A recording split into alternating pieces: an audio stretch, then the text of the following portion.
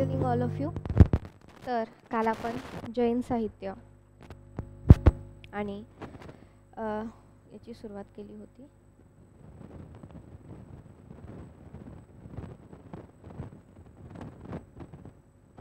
तर आज आपण मुस्लिम साहित्य पाहणार आहोत. ठीक आहे.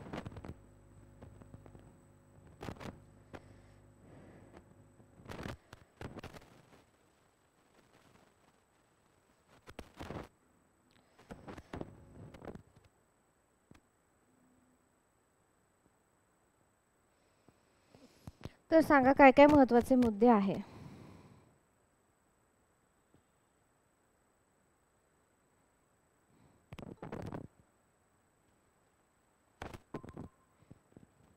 तर आता मुस्लिम जे काही साहित्य आहे त्याचा आढावा घेणार आहोत. तत्पूर्वी मला जे काही जैन साहित्य आहे आपण काल घेतलेलं जैन साहित्य आणि ख्रिश्चन साहित्य त्याच्यातले महत्त्वाचे जे जे काही मुद्दे आहेत ते मुद्दे इथे सांगायचे आहे. ठीक आहे.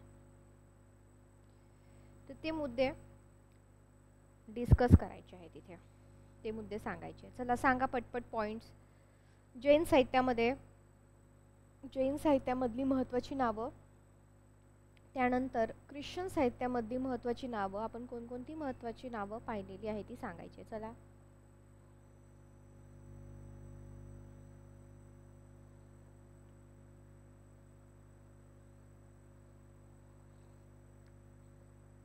कोणती आहे? बरोबर आहे. हां, फादर स्टीफन. बरोबर. त्यानंतर भाषा वैज्ञानिक नाव होतं ते कोणतं नाव आहे? भाषा वैज्ञानिकांचं नाव विल्यम केरी. बरोबर आहे. तर विल्यम केरी जे आहेत तर त्यांनी जे काही आहे व्याकरणावर काम केलेलं आहे, भाषा विज्ञानावर जे काही आहे काम केलेलं आहे. बरोबर, अगदी. त्यानंतर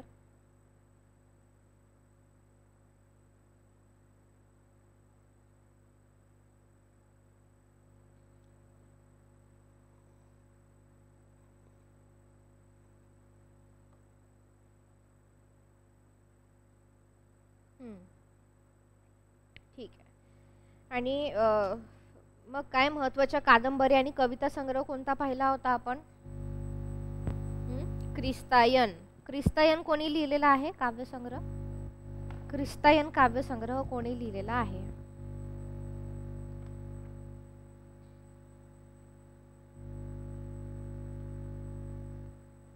सांगा.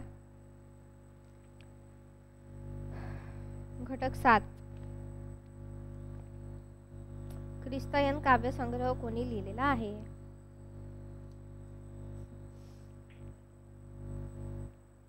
सांगा.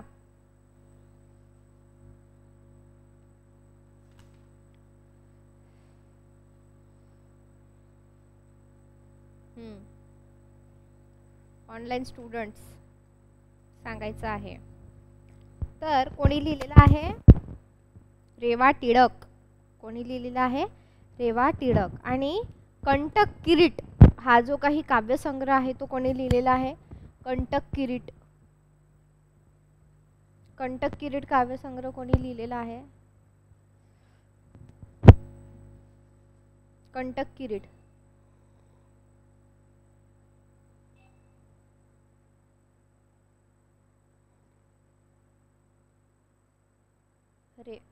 रेवा टिळकनी नाही लिहिलेला. कोणी लिहिलेला आहे कंटक किरीट? CB डोळती. कोणी लिहिलेला आहे? CB डोळती यांनी लिहिलेला आहे. ठीक आहे. त्यानंतर शांभवी हा काव्यसंग्रह कोणी लिहिलेला आहे? शांभवी काव्यसंग्रह.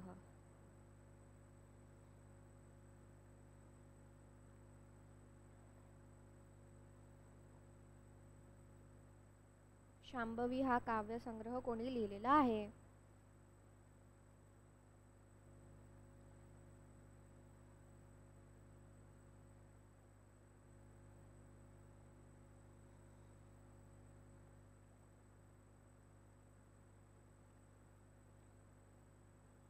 रॉक कॉर्वालो.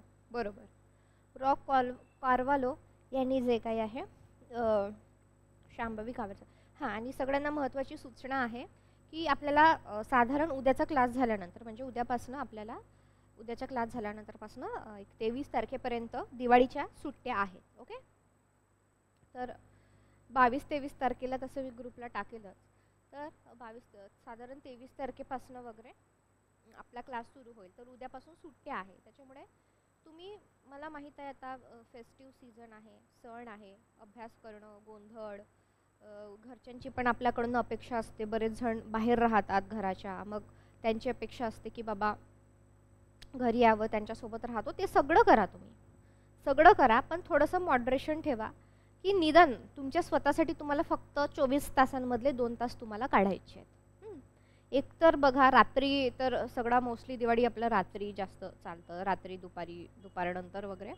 तर सकाळी 5 वाजता 4 वाजता उठता येते का बघा. आता तुम्ही काही जण म्हणत असाल, मॅडम आता हे सुट्टीचे दिवस आहे, रोज तर लवकर उठतं, ते ह्याही दिवशी लवकर उठायचं का. बघा मित्रांनो, आपली परीक्षा आता जवळपास 2 महिन्यावर आलेली आहे, 1.5 महिन्यावर, 2 महिन्यावर. त्याच्यामुळे परीक्षा झाल्यावर मग काय तुम्हाला झोपायचं, एन्जॉय करायचं करा, पण आता थोडंसं साहित्य म्हणजे एक तरी 2-4 घटक तुमचे सगळे रिव्हिजन करून बाजूला पडले पाहिजे. ठीक आहे. म्हणजे पुढच्या महिन्यापासून तर अशी स्टेज आली पाहिजे किंवा डिसेंबर लागला फक्त रिव्हिजन करायची उरली पाहिजे. तर अशा पद्धतीने तुम्हाला काम करायचं आहे. ठीक आहे. तर बघा, आता मला सांगा त्याच्यानंतर सत्यवान सूर्यवंशी याने कोणते आत्मचरित्र लिहिलेले आहे. चला सांगा.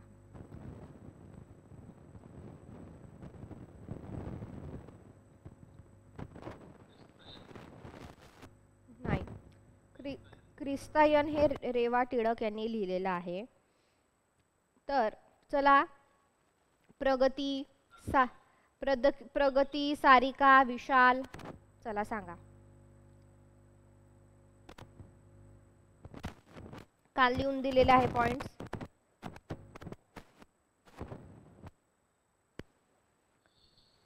काय एक असा कीवर्ड तरी लक्षात ठेवायचं, जरी पूर्ण आपल्याला लक्षात राहत नाहीये तरी आपल्याला एक कीवर्ड लक्षात राहिला पाहिजे.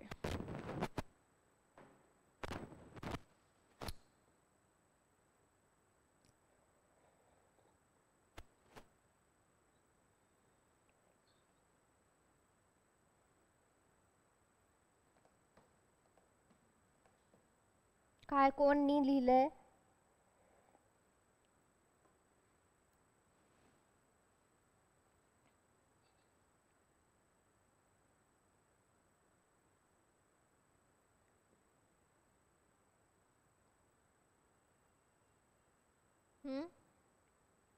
तर बघा काय लिहिलंय, अगा जे कल्पिलेले नाही. काय लिहिलेलं आहे, अगा जे कल्पिलेले नाही. तर बघा, काल खूप थोडं लिहून दिलं होतं तुम्हाला सगळ्यांनाच, ऑनलाईन ऑफलाईन विद्यार्थी. तर असं नाही झालं पाहिजे. हार्डली बघा, आधुनिक किंवा ख्रिस्ती साहित्यामध्ये अर्धा पान तुम्हाला नोट्स लिहून दिल्या असेल, बरोबर आहे. तर हे खूप महत्त्वाची नावे, प्रश्न जे काही आहेत साधारणपणे याच्या मागे पुढेच फिरताना आपल्याला दिसतात बऱ्यापैकी. तुमच्याकडून काही अशी अपेक्षा नाही आहे, सांगा.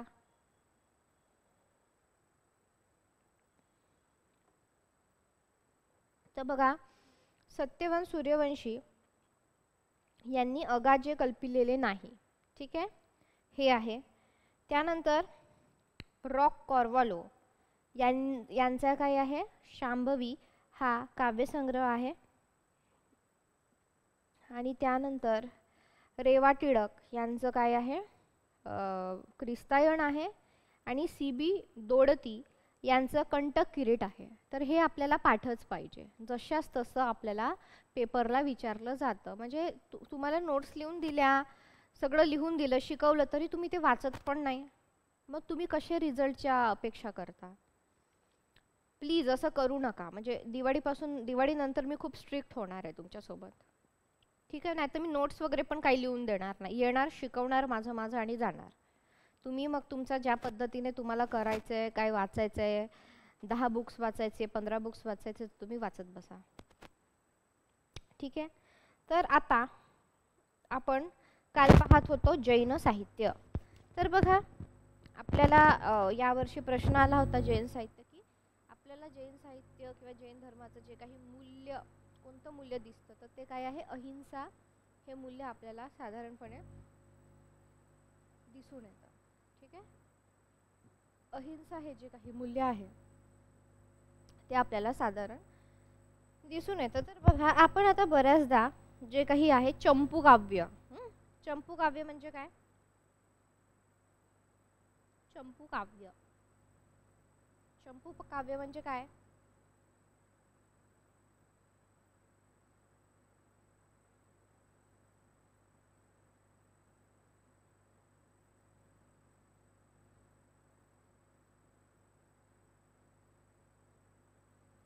तर चंपू काव्य हे काव्याचा प्रकार आहे. बरोबर आहे. याच्या वेळ आता मी सांगणार नाही, कारण हे मी लिहून दिलेलं आहे. आता तुम्ही वाचलं नाही, पाठ केलं नाही, समजून घेतलं नाही, याच्यात मी काही करू शकणार नाही आणि आता मी परत परत रिपीट पण करणार नाही. तर बघा आता जे काही जैन साहित्य आहे, तर त्या जैन साहित्यामध्ये काय आहे की चंपू काव्य ही महत्त्वपूर्ण कलाकृती मानली जाते. म्हणजे जर असं आपल्याला प्रश्न विचारला की बाबा जैन साहित्यावर कशाचा प्रभाव आहे किंवा कशावर आहे किंवा खालीलपैकी कोणती शैली पाहायला मिळते, तर काय लिहायचं आहे, चंपू काव्य. चंपू काव्य जे काही आहे ते आपल्याला इथे दिसून येतं. चंपू काव्य नोट करायचं आहे सगळ्यांनी.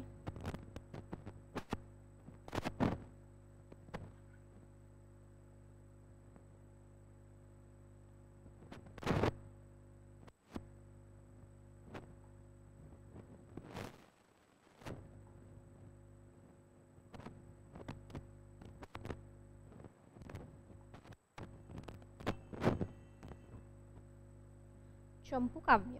ठीक आहे, तर बघा आता इकडे व्यवस्थित तुम्ही लक्ष द्यायचं आहे. तर सगळे जे काही साहित्य प्रकार आहेत ते आपल्याला व्यवस्थित समजून घ्यायचे आहेत. ओके,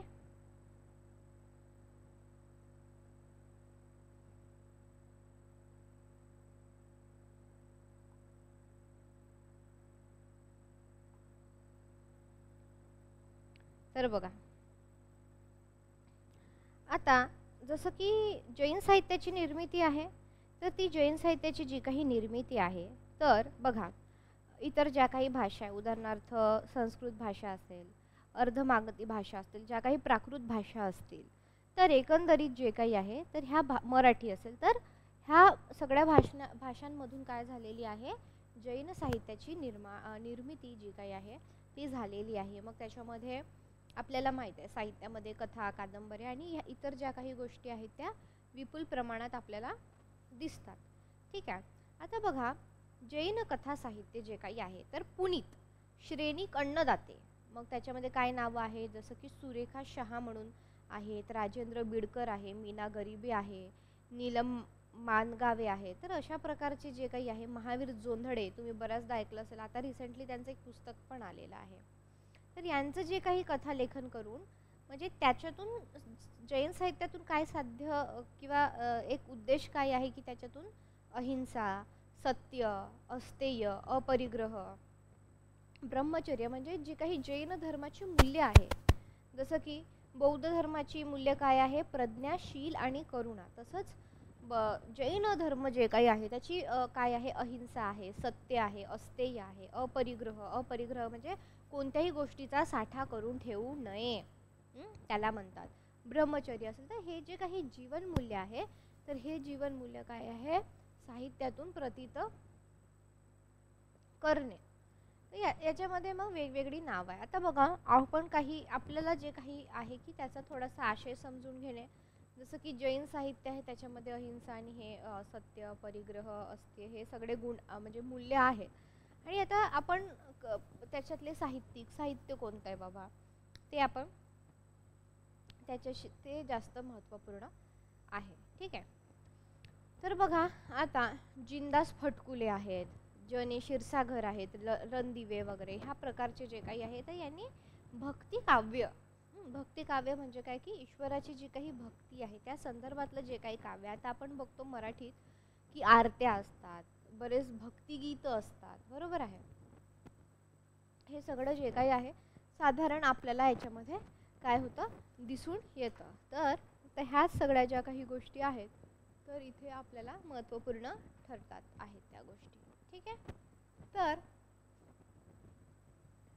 अशा प्रकारे आता मग याच्यामध्ये सुधारणावादी साहित्य असेल, सौंदर्यवादी साहित्य असेल, वेगवेगळे जे काही पैलू आहे, जे काही इतर विषयात सुद्धा आपल्याला दिसून येतात बऱ्याचदा, तर ह्या सगळ्या गोष्टी ज्या काही आहे आपल्याला याच्यामध्ये दिसून येतात. ठीक आहे. क्लिअर. तर बघा आता तुम्हाला सांगता येईल का की जैन साहित्यातील पहिले मराठी नाटक कोणते? सांगता येईल कोणाला? कोणी वाचलं असेल किंवा अभ्यास झाला असेल तर सांगा बरं.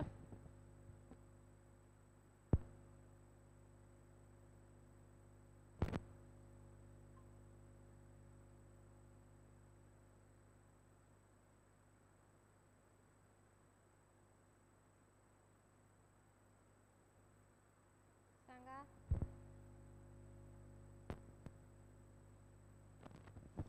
सांगता येईल का पहिले जैन साहित्यातील पहिले मराठी नाटक?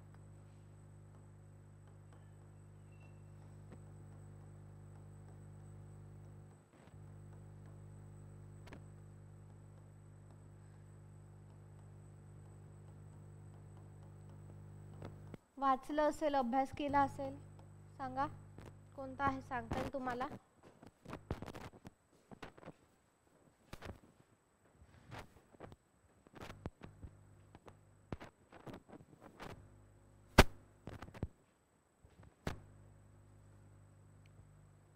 सांगा. चलो बोलो पटकन.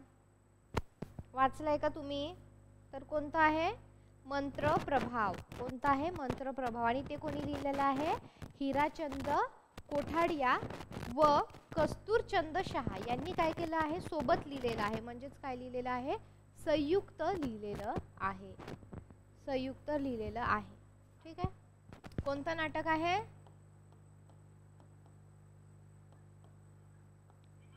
मंत्र प्रभाव.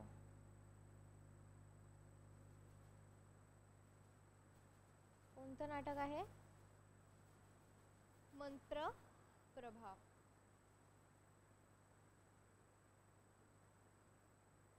ठीक आहे. कोणी लिहिलेलं आहे? हिराचंद कोठाडिया. लिहून घ्यायचंय. हिराचंद कोठाडिया. हिराचंद कोठाडिया आणि कोणी लिहिलेलं आहे? कस्तूरचंद शहा. संयुक्तपणे लिहिले बरं का, म्हणजे सोबत.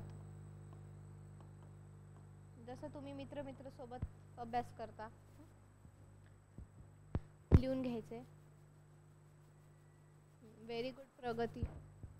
तर बघा, तर याच्यामध्ये यांचं नाव लक्षात ठेवायचं आहे तुम्हाला. त्याच्यानंतर चंपू काव्य हे ठेवायचं आहे. याच्यातली जी काही महत्त्वाची मूल्ये आहे ती आपल्याला जी काही आहे ती लक्षात ठेवायची आहे ती. ठीक आहे. आणि द भी रणदिवे यांचं सुद्धा नाव आपल्याला इथे लक्षात ठेवायचं आहे. द भी रणदिवे. तर यांचं नाव आपल्याला का लक्षात ठेवायचं की यांनी थोडं साहित्यामध्ये कसं सुधारणावादी, सौंदर्यवादी अशा प्रकारचं जे काही आहे लिखाण त्यांच्या लेखनात आलेलं आहे. त्याच्यामुळे हे महत्त्वपूर्ण नाव आहे. काही मोजकी नाव आहे पण ती तुम्हाला लक्षात ठेवणे जे काही आहे महत्त्वाचं आहे. ठीक आहे.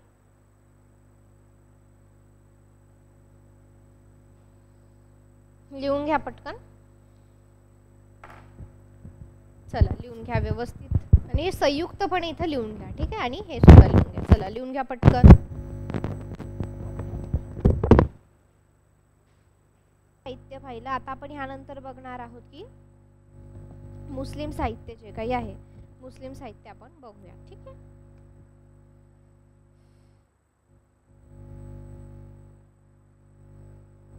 चला सगळ्यांनी हेडिंग द्यायची आहे. मुस्लिम साहित्य. मुस्लिम साहित्य सगळ्यांनी हेडिंग द्या.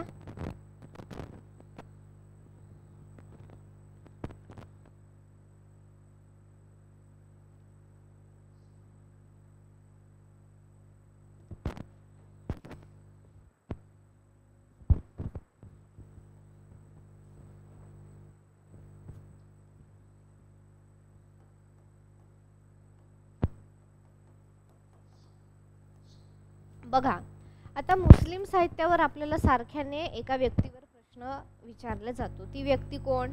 तुम्ही पेपर ॲनालिसिस केलेलं आहे का सांगा बरं. ज्यांनी केलं असेल ना चांगल्या पद्धतीने किंवा ज्यांनी नीट क्लास केले असेल या नोट्स वाचले असेल त्याला लगेच असं पटकन नाव आठवेल. आता हां युम पठाण पण आहे पण त्याच्यापेक्षाही जास्त आपल्याला प्रश्न विचारलेले आहेत. कोण आहे? मी तुम्हाला कालच सांगितलं होतं की त्यांना काय आहे जसं मराठी जसं महात्मा फुले आहे तर त्यांना काय मुस्लिमांचे महात्मा फुले म्हणून ओळखल्या जाते. कोण आहेत ते सांगा बरं. कोण आहेत?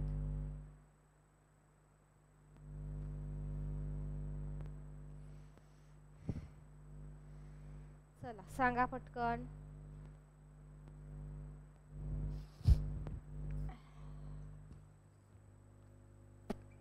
कोण आहेत? कोण?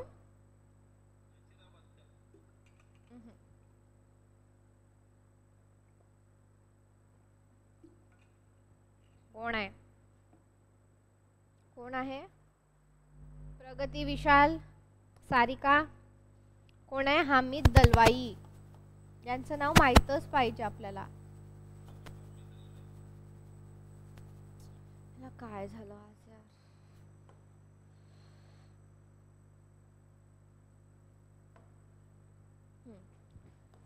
हामिद दलवाई हे आपल्याला ही व्यक्ती माहीतच पाहिजे. मुस्लिम साहित्य यांच्या विना अधुरं आहे.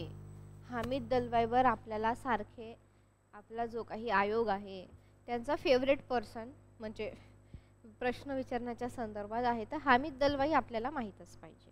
ठीक आहे. यांच्याविषयी जे काही आहे कारण यांना मुस्लिम समाजाचे कोण म्हटले जाते? महात्मा फुले. तुम्ही लिहून पण घ्या. मुस्लिम समाजाचे यांना महात्मा फुले म्हटले जातं. आता बघा साहित्य कोणतेही असो ठीक आहे. धर्म समाज आणि समाजाची जी काही संस्कृती आहे तर याचे प्रतिबिंब काय असतं? साहित्य. जसं मी तुम्हाला नेहमी सांगते साहित्य म्हणजे काय? साहित्य म्हणजे समाजाचं प्रतिबिंब. साहित्य म्हणजे काय? समाजाचा आरसा असतो. साहित्य म्हणजे साहित्य कुठून येतं ना? समाजातूनच येतं. बघा ना कथा असेल कादंबरी असेल कविता असेल तर जे काही आपले समाजातले प्रश्न आहेत तेच आपल्याला जास्तीत जास्त साहित्यामध्ये दिसून येतात. बरोबर आहे. त्यामुळं काय असतं की साहित्य हे प्रतिबिंब असतं समाजाचं. तो काय असतं? साहित्य हे काय असतं? आरसा असतं आणि सर्व घटकांचा काय असतो? एकमेकांशी निकटचा जवळचा संबंध असतो. समाजाचे प्रतिबिंब साहित्यातून दिसत असताना साहित्याचे अनेक प्रवाह आपल्याला दिसतात. मग आपण मुस्लिम प्रवाह, जैन प्रवाह, ख्रिश्चन प्रवाह, स्त्रीवादी प्रवाह असं जे काही पाहतो तर त्याच्यामध्ये आपल्याला नवं साहित्य दिसतं. त्यानंतर त्याच्यामध्ये आपल्याला काय दिसतं? आदिवासी साहित्य दिसतं, दलित साहित्य दिसतं. तर असे जे काही हे वेगवेगळे प्रकार म्हणजे विचारधारणेनुसार त्यांच्या मूल्यानुसार असतील तर त्याच्या ज्या काही धारणा आणि ह्या ज्या सगळ्या गोष्टी त्याच्यामुळे आपल्याला वेगवेगळे त्याच्याचपैकी एक असलेलं म्हणजे काय आहे तर मुस्लिम साहित्य. आता बघा नेमकं मुस्लिम साहित्य म्हणजे काय आणि मुस्लिम साहित्याची जी काही जडणघडण आहे तर ते आपण बघूया. तर बघा आता साधारण जर आपण मुस्लिम साहित्याचा विचार केला तर आपल्याला असं दिसून येतं की 14व्या शतकापासून म्हणजे साधारण मध्ययुगीन कालखंडामध्ये 14व्या शतकापासून आपल्याला ते दिसते. 14व्या शतकापासून. आता तुम्ही म्हणाल मॅडम 14व्या शतकापासून कसं काय बरे मॅडम 14व्या शतकापासून? तर बघा आपण शिवाजी महाराजांचं बघत होतो. शेवटच्या तासाला आपण शिवाजी महाराजांची थोडी बखरची रिव्हिजन पण घेणार आहोत किंवा नंतर घेऊ द्या वगैरे. तर बघा मला सांगा तुम्ही आता की तुम्ही आपण याकूबजी बाबा पाहिले किंवा मध्ययुग जेव्हा आपण पाहत होतो ठीक आहे तुम्हाला नाही तुम्ही इतिहासाचे विद्यार्थी नाही आहे पण आपण शिवाजी महाराज आपण बखर पाहिलेले आहे. त्याच्यामध्ये आपल्याला याकूब बाबा आपण पाहिले होते किंवा इतर जे काही आहे कोणी पाहिलेले होते. तर एक साधारण आपल्याला दिसते की महाराष्ट्रामध्ये शिवाजी महाराजांचा काळ असेल संत सुफी लोक जे काही आहे ते लोक होते म्हणजे नक्कीच साहित्यही असणारच आहे ना. जसं आपण पाहिलं की मध्ययुगामध्ये भक्ती चळवळ होती आणि आपण पाहिलेले आहे की प्रत्येक टप्प्यामध्ये काय आहे की बदलत गेलेला आहे. आता लिखाणाचा विषय असं नाही की आता भक्तीवर लिखाण होत नाही, पण आता इतर विषयांवर जास्त होतं भक्ती विषयांपेक्षा, बरोबर आहे. तर बदलत गेला काळ, जसं जसं काळ बदलला तसं आता उद्या आजचा AI चा जमाना आहे, आर्टिफिशियल इंटेलिजन्सचा, त्यानुसार जे काही आहे लिखाण, किंवा आता आधी जे मध्य काळ होतं ते जागतिकीकरण, शहरीकरण, चंगळवाद वगैरे अशा सगळ्या तेव्हा कल्पना पण उदयाला नव्हत्या आल्या, पण आता आपण काय बघतो त्या कल्पना उदयाला येऊन त्याच्यावर लिखाण सुद्धा होत, अक्षरशः कादंबऱ्या आलेल्या आहे. अच्युत गोडबोले यांनी अनर्थ लिहिलेला आहे, पर्यावरणावर, जागतिकीकरणावर लिहिलेला आहे. तर असं अनेक गोष्टी आपल्याला दिसून येतात. म्हणजे काळ बदलतो तसे काय होतात, परिस्थिती बदलते तसे विषय बदलतात त्यानुरूप. तर काय आहे, जवळपास असं म्हणतात की 50 म्हणजे 49 ते 50 संतांनी जे काही आहे साहित्य निर्मिती केलेली आहे. आणि एकंदरीत जे काही आहे, म्हणजे जरी मुस्लिम साहित्य असले म्हणजे काय हिंदीमध्ये लिहून ठेवलेलं आहे का, नाही, मराठीतच लिहिलं आहे, म्हणून आपण ते सुद्धा अभ्यासाला घेतलंय. काही शब्द बाकीच्या गोष्टी असतील, बरोबर आहे, पण ते त्यांनी जी काही रचना आहे ती मराठीमध्ये केलेली आपल्याला दिसून येते. आता बघू, आपण आता बघणार आहोत संकल्पना, नेमकं मुस्लिम साहित्य म्हणजे काय, आपण आता बघणार आहोत संकल्पना.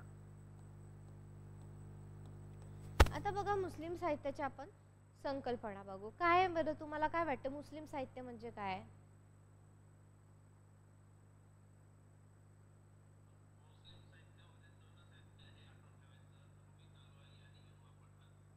हो, पण आता आपण संकल्पना बघतोय. मुस्लिम साहित्य म्हणजे काय, तर बघा आता काही आपले अभ्यासक आहेत, लेखक आहेत, त्यांनी मुस्लिम साहित्याची जी काही आहे व्याख्या केली आहे. ठीक आहे, तर सगळ्यात पहिली व्याख्या आपण बघणार आहोत युम पठाण यांची. युम पठाण यांची आपण काय आहे हे बघणार आहोत. तर त्यांच्या म्हणण्यानुसार काय आहे की बघा, मुस्लिमांच्या जीवनातील जी काही सुखे आणि दुःख आहे व समस्यांचे चित्रण आहे, मुस्लिम मराठी साहित्याने जे काही उभं केलेलं आहे, आणि दलित साहित्य, ग्रामीण साहित्य, जैन साहित्य, मुस्लिम साहित्य हे साहित्यातील विविध प्रभाव आहे. म्हणजे थोडक्यात काय की मुस्लिमांचं जे काही सुख असेल, दुःख असेल, जे काही असेल, तर त्याचं जे काही उमटलेलं चित्र आहे साहित्यात, किंवा त्याचं चित्रण जे काही साहित्यात आलेलं आहे, आपण त्याला काय म्हणतो, मुस्लिम साहित्य असे म्हणतो. आता त्यानंतर जे काय आहे फह बेनूरची, बेनूर काय म्हणतात आपण बघूयात. आता बघा, फह बेनूरच्या मते काय आहे की मराठी मुस्लिम लेखकांचं जे काही साहित्य आहे, आणि महत्त्वाचे म्हणजे मुस्लिम म्हणून आणि मराठी माणूस म्हणून जगत असताना जे ताणतणाव निर्माण झाले आणि जे होतात किंवा ते व्यक्त करणारे साहित्य म्हणजे काय, किंवा त्याच्यातला एक समान धागा किंवा समतान शोधण्याचा जे काही प्रयत्न आहे, तर असं साहित्य म्हणजे काय, मुस्लिम साहित्य असं हन बेनूर यांनी म्हटलेलं आहे. आता बघा, जर मुस्लिम धर्म, आता मुस्लिम हे जे काही सगळं आलेलं आहे ते कुठून आलेलं आहे, इस्लाम याच्यातून आलेलं आहे. म्हणजे मुस्लिम काय, इस्लाम धर्माचे पालन करणाऱ्या लोकांना काय म्हणतात, मुस्लिम असं म्हणतात. तर बघा, मुस्लिम ह्या शब्दातून जे काही आहे विशिष्ट अशा धर्माचा बोध असून मुसलमान, कोणी बघा आता मुस्लिम पण म्हणतात बरेच जण बघा, मुस्लिम पण म्हणतात, बरेच जण मुसलमान पण म्हणतात, बरेच जण मॉमेडियन पण म्हणतात की ते मॉमेडियन लोक आहेत, किंवा ते मॉमेडियन लोकांची वस्ती इथे आहे बाबा. तर असे वेगवेगळे शब्द जरी असले तरी त्याचा अर्थ जो काही आहे तो एकच आहे, त्याच्यामुळे कन्फ्यूज व्हायचं नाही. आता बघा, मुसलमान म्हणजे इस्लाम धर्माचा मनुष्य असाही अर्थ घेतला जातो. तसेच कुराणामध्ये जो काही धर्म सांगितला आहे त्याला इस्लाम धर्म म्हणतात. म्हणजे काय की बघा, आता कुठलाही धर्म किंवा कुठलंही काय असतात, काही गोष्टी असतात करावयाच्या, की समजा उदाहरणार्थ दिवसातून 5दा नमाज करणे, आयुष्यात एकदा तरी हजला जाऊन येणे, आपल्या मिळकतीचा भाग दान देणे, अशा प्रकारे हे असतात सगळं. तर त्या निकषानुसार जे काही आहे. आता बघा, एक गोष्ट लक्षात घ्यायची, आपल्याला धर्म बदलता येतो. व्यक्तींना धर्म म्हणजे आपण असं उद्या ठरवलं तुमच्यापैकी कोणी की आम्हाला मॅडम आम्ही आता मुस्लिम धर्मात जाणार आहे की आमचं धर्मपर्यंत करू शकता, धर्म परिवर्तन होऊ शकतं, करू शकता, पण जात बदलवता येत नाही. जात बदलवता येत नाही, धर्म बदलवता येतो. ठीक आहे, हे नेहमी लक्षात ठेवायचं आहे. जात बदलवता येत नाही, धर्म बदलवता येतो. ठीक आहे, जात वेगळी धर्म वेगळा. ठीक आहे, कळतंय? ठीक आहे. तर आता इस्लाम मेहमद पैगंबरांनी सांगितलेला धर्म असून कुराणानुसार जो काही आहे विचार वर्तन करणाऱ्या व्यक्तीस मुस्लिम म्हटले जाते. ठीक आहे, तर बघा आता इस्लाम हा जो काही आहे, तर इस्लाम हा धर्म कोणी सांगितला? महम्मद पैगंबर. हे थोडंसं लक्षात असू द्या, कारण एकदम बेसिक विचारलं तरी आपल्याला माहीत असलं पाहिजे, की असं जनरल नॉलेज म्हणून तरी माहीत असलं पाहिजे. महम्मद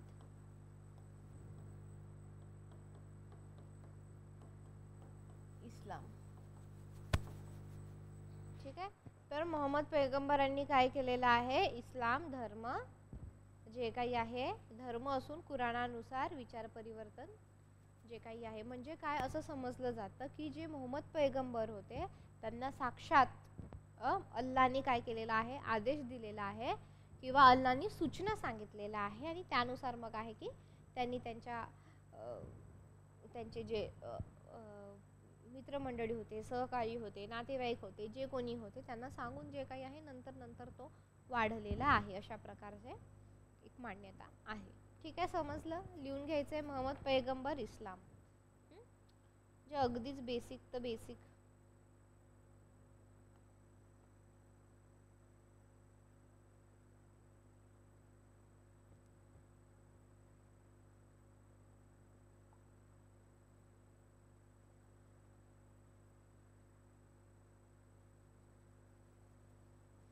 झालं? तर आपण थोडं बघूयात. मुस्लिम साहित्यावर आपल्याला प्रश्न आलेला आहे. ठीक आहे,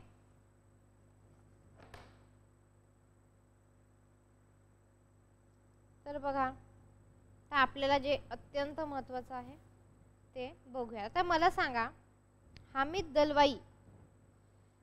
दलवाईची एक कादंबरी सांगा बरं.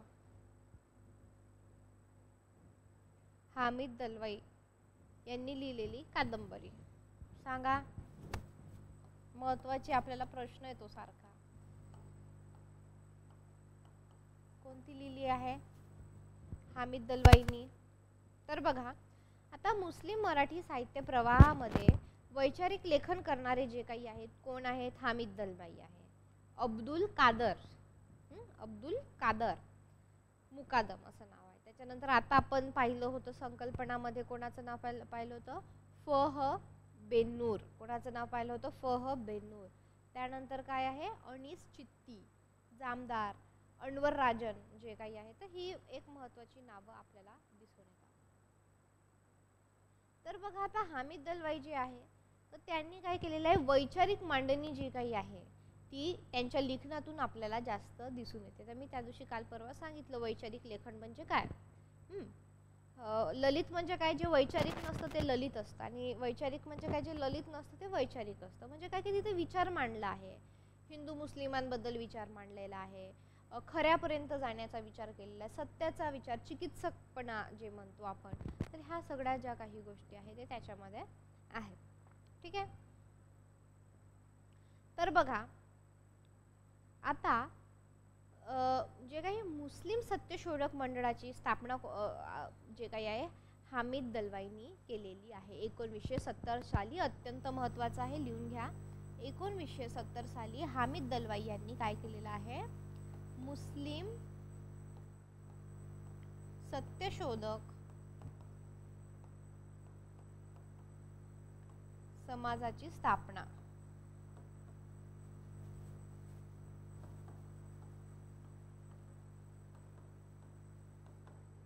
मुस्लिम सत्यशोधक समाजाची स्थापना केली आहे.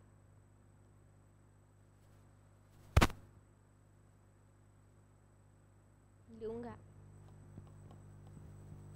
हे बघा, याला स्टार करून ठेवा. असंच असा प्रश्न तुम्हाला डायरेक्ट विचारू शकतात पेपरमध्ये. मुस्लिम साहित्य बघा, जे काही आहे फक्त सत्यशोधक समाजाची स्थापना जर विचारलं, सत्यशोधक समाजाची स्थापना कोणी केली तर महात्मा फुले. मुस्लिम सत्यशोधक समाजाची स्थापना जर विचारलं तर हामिद दलवाई. हे पण लिहून घ्या तुम्ही, कन्फ्युजन नको व्हायला तुम्हाला. सत्यशोधक समाजाची स्थापना कोणी केली? महात्मा फुले. व्यवस्थित लिहून घ्या. काही कन्फ्युजन असेल तर आताच विचारा, नंतर मग प्रत्येक गोष्टी, इतक्या गोष्टी असतात आपल्याला नंतर करायचं, कारण पेपर 1 पण आहे, रिव्हिजन पण आहे, टेस्ट पेपर पण सॉल्व करायचे आहेत, फॉर्म पण भरायचा असेल, तर प्रत्येक गोष्टीला नंतर न्याय देता येत नाही. त्याच्यामुळे जेव्हाचं तेव्हा. ते महात्मा गांधींचं एक वाक्य आहे, कल करे सो आज कर, आज करे सो अभी. ते एकदम बरोबर आहे विद्यार्थ्यांसाठी, तर ते एकदम बरोबर आहे. आपण म्हणतो उद्या करू, उद्या करू, उद्या करू, उद्या कधीच येत नाही. आणि आपण एक स्वतःच्याच भ्रमात असतो की उद्या जसं की आपल्याला खूपच वेळ मिळणार आहे, कारण तुमच्या दिवसांमधला एक एक दिवस मायनस होतोय ना, वजा होतोय. तर तुम्ही ह्या भ्रमामध्ये कसं राहू शकतात की उद्या काहीतरी असा चमत्कारिक दिवस असणार आहे, 100 तासांचा, 200 तासांचा, आणि नंतर काय होणार आहे, नंतर खूप वेळ असणार आहे. आपण ह्या भ्रमात असतो, उद्या कधीच येत नाही. त्याच्यामुळे महात्मा म्हणजे जे विद्यार्थी दशेत आहे त्यांनी तरी, म्हणजे हे तर प्रत्येकालाच लागू आहे, पण त्यातल्या त्यात विद्यार्थ्यांसाठी खूप आहे की कल करे सो आज कर, आज करे सो अभी. आता तुम्हाला वाटेल की हा मॅडमनी नोट्स लिहून दिलाय, जाऊ दे आता दिवाळीत सुट्ट्या, दिवाळीत करू. मग दिवाळीचे जेव्हा प्रॉपर दिवस येणार, अरे जाऊ दे आता मजा करून घेऊ, नंतर कुठं आपल्याला भेटणार आहे, आपण काय करणार आहोत, नंतर करू शेवटच्या दिवशी. असं करत करत करत करत वाळू निसटते, तसं दिवसही हातातून निसटून जातात आणि बाकी काहीच उरत नाही. त्याच्यामुळे तुम्ही जर वेळेची रिस्पेक्ट केली तर वेळ तुमची रिस्पेक्ट करणार आहे. तसे ज्या वेळी त्या गोष्टी केल्या तर मग आयुष्यात हवं ते मिळतं, बरोबर आहे. त्याच्यामुळे तुमच्या वेळेला रिस्पेक्ट देणं खूप गरजेचं आहे. तर बघा, बॅक टू द बेसिक्स. फक्त सत्यशोधक समाजाची स्थापना विचारली तर महात्मा फुले. मुस्लिम सत्यशोधक समाजाची स्थापना विचारली तर हामिद दलवाई. आणि हामिद दलवाई यांना मुस्लिम समाजाचे महात्मा फुले म्हटले जाते. लिहून घ्यायचं. चला लिहा, पटकन लिहा. चला, झाला आता उद्याचा दिवस आहे क्लास. मग काय सुट्ट्याच आज आणि उद्या, नाही का.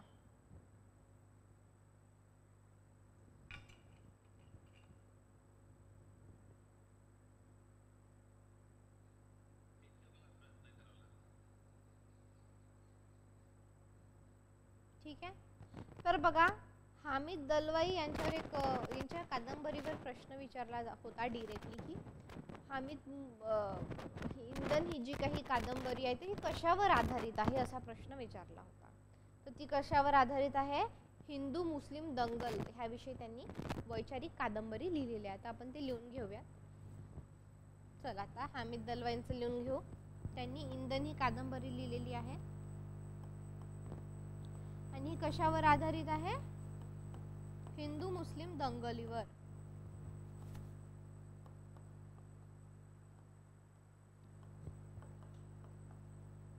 कशावर आधारित आहे? हिंदू मुस्लिम दंगलीवर आधारित आहे. लिहून घ्यायचे. चला लिहून घ्या पटकन.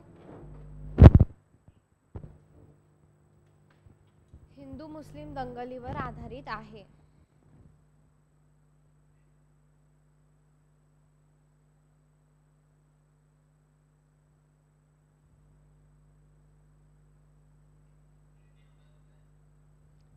इंधन ही कादंबरी हिंदू मुस्लिम दंगलीवर आधारित आहे. ठीक आहे. तर ही बघा, साधारण जे काही आहे हे महत्त्वाची कादंबरी आहे. ठीक आहे. त्यानंतर बघा, त्यानंतर आता लिहून घ्यायचं आहे आपल्याला काही गोष्टी. त्यानंतर लिहा सय्यद अमीन यांची अबला कादंबरी. सय्यद अमीन यांची अबला ही कादंबरी.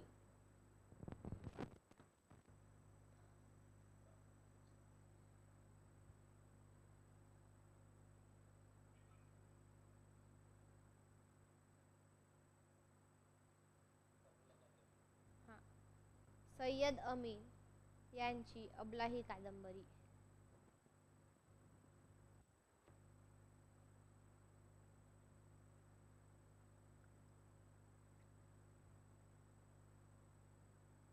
ठीक आहे.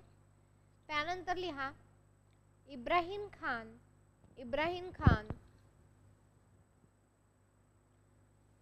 खान यांची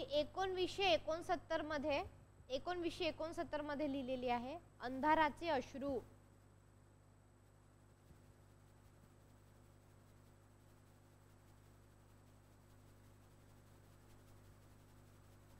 अंधाराचे अश्रू. ठीक आहे. त्यानंतर लिहायचं आहे म शहाजिंदे मी आणि तू.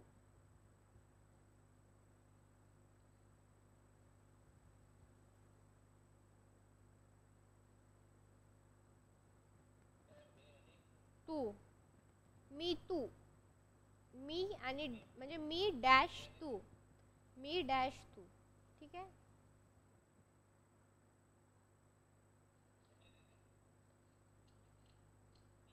म शहाजिंदे.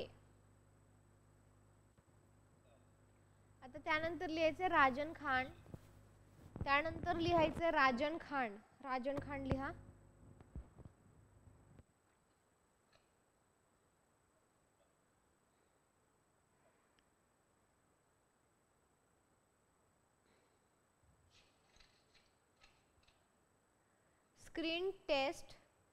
स्क्रीन टेस्ट हाँ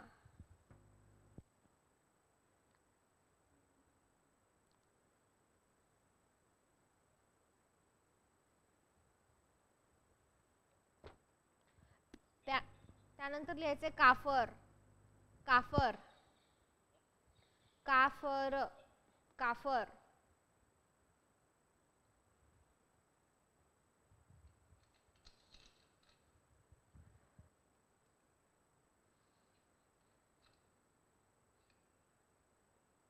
त्यानंतर लिहा यतीम.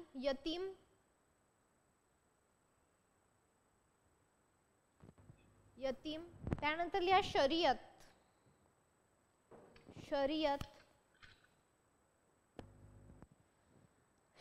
लिहा. त्यानंतर लिहा चिमूटभर रूढीबाज आभाळ.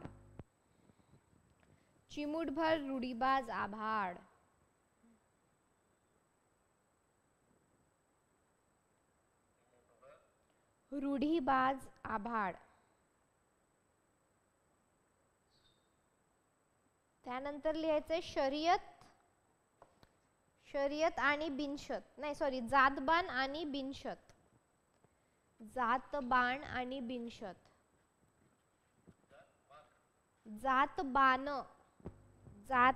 आणि बिनशत. बघा अशा प्रकारे जातबान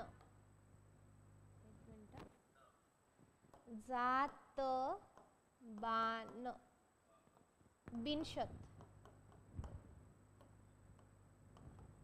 जातबान आणि बिनशत.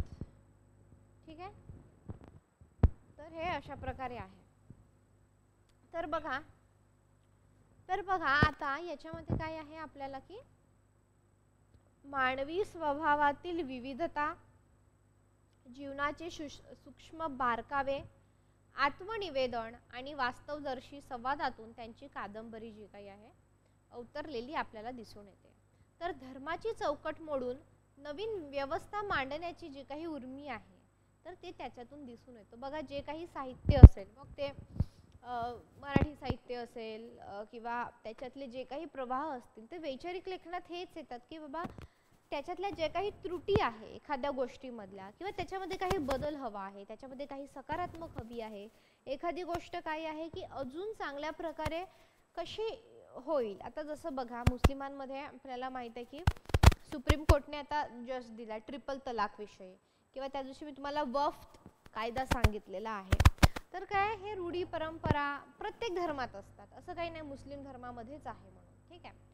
तर त्यांनी स्त्रियांचं कसं शोषण केलेलं आहे ट्रिपल तलाकने आणि अशा प्रकारे मग त्याच्यावर कादंबऱ्या येणं किंवा दुसरी कुठल्याही गोष्टी आहेत तर अशा प्रकारे वैचारिक लेखन त्याचबरोबर बघा आता हिंदू मुस्लिम यांच्या दंगली कशावरून, धर्मभावनेवरून, आमचा धर्म श्रेष्ठ, तुमचा कनिष्ठ, मग आम्ही कसे महान, तुम्ही कसे हे. तर हे जे काही सगळं आहे आपल्याला, तर हे सगळं एक वैचारिकता मांडणारं. जसं की आपण शिवाजी महाराजांचं पाहिलं होतं की शिवाजी महाराजांनी जेव्हा औरंगजेबाला पत्र लिहिलं तेव्हा ते काय म्हटले,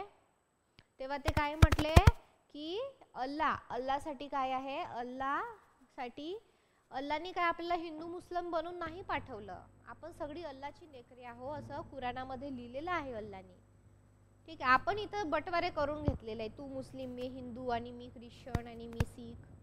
ठीक आहे, तर असं शिवाजी महाराज म्हणतात, कळतंय तुम्हाला. तर ह्या ज्या काही जाणीवांसह नव्या व्यवस्थेचा जो काही प्रकार आपल्याला दिसतो, तर अशा प्रकारे हामिद दलवाई नंतर जे काही राजन खान यांनी सुद्धा आपल्याला दिलंय. आता इथं अनवर राजन आहे आपल्याला नाव दिलेलं, जसं तुम्ही मगाशी लिहिलं अनवर राजन, बरोबर आहे. तर अनवर राजन यांचे नाही का टॉक्स सुद्धा आहे. कशावर, तुम्ही यूट्यूब चॅनलला गेला आणि अनवर राजन टाकलं म्हणजे तुम्हाला अजून जास्त हे समजायला हे होईल.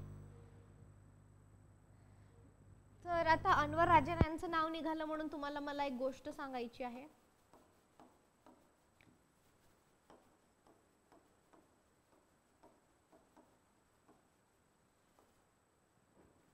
ठीक आहे, तर एक विचारवेध नावाचं यूट्यूब चॅनल आहे आणि तेव्हा मी डेव्हलपमेंट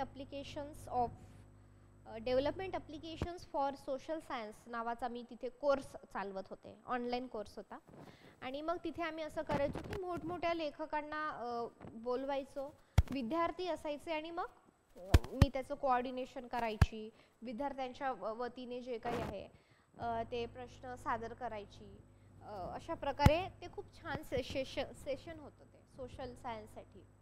तर त्याच्यामध्ये आम्हाला अनवर राजन यांच्याशी बोलण्याची संधी मिळाली होती मला, आणि मग ते सेशन वगैरे सगळं छान व्यवस्थित पार पडलं, छान झालं. आणि अनवर राजन यांनी स्वतः म्हटलं की आपण दोघं मिळून एक छोटीशी पुस्तिका काढूयात.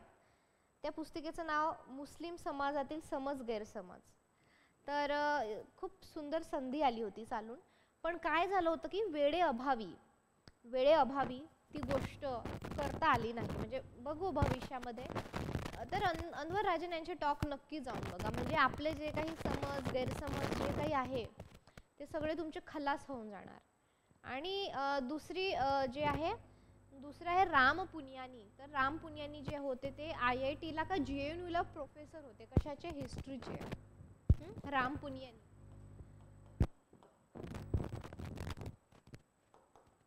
राम पुनियानींचं सुद्धा तुम्ही लेक्चर्स बघा. हिंदी पण इतकं म्हणजे वाटत नाही, इतकी साधी भाषा, इतकी सोपी भाषा, म्हणजे लहानांपासून मोठ्यांपर्यंत सगळ्यांना कळेल, सगळ्यांना निरक्षरांपासून सगळ्यांना कळेल अशी त्यांची साधी सोपी भाषा. कुठे होते, IIT और JNUला होते ते शिकवायला, जे आपल्या भारतातील टॉपमधली युनिव्हर्सिटी आहे, तिथं काय होते ते शिकवायला होते. तर त्यांनी मुस्लिमांबद्दलचे जे काही समज गैरसमज जे काही आहे ते सगळं कसं खोडून काढलेलं आहे, ते पण पुराव्यांसोबत. ना की असं नाही केलंय त्यांनी की आपल्याच मताने सांगितलेलं आहे, नाही, पुरावे, पुस्तकांचे संदर्भ, बखरीचे संदर्भ, सगळे जे काही गैरसमज आहे त्यांनी खोडून काढलेलं आहे. खूप सोपी भाषा आहे आणि तुम्ही हे नक्की करा, त्यांचे लेक्चर्स नक्की ऐका. तुम्ही माणूस म्हणून खूप प्रगल्भ व्हाल.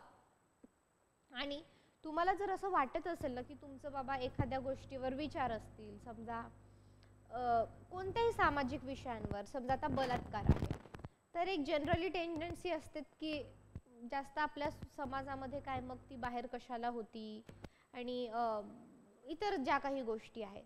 तर तुम्ही हे टॉक्स नक्की ऐका, तुमच्या विचारांना याच्यातून काय मिळेल, चालना मिळेल. तुम्ही बेरोजगारीबद्दल असेल, जमिनीबद्दल असेल, कशावरही विचारवेध नावाचं चॅनल तुम्ही नक्की रेफर करा. जे काही तुमचे भ्रम आहेत, बेरोजगारी का आहे, म्हणजे सगळे विषय, जे सगळे सामाजिक जे काही विषय आहे, ते सगळे विषय काय आहे तुम्हाला इथून ते कव्हर होतील. कळते का मी काय म्हणते? ते सगळे विषय तुमचे इथून करून म्हणजे तुम्ही माणूस म्हणून काय खूप प्रगल्भ व्हाल आणि हे तुम्हाला नंतर तुमच्या टीचिंगमध्ये सुद्धा कामी पडेल हे जे काही आहेत. ठीक आहे.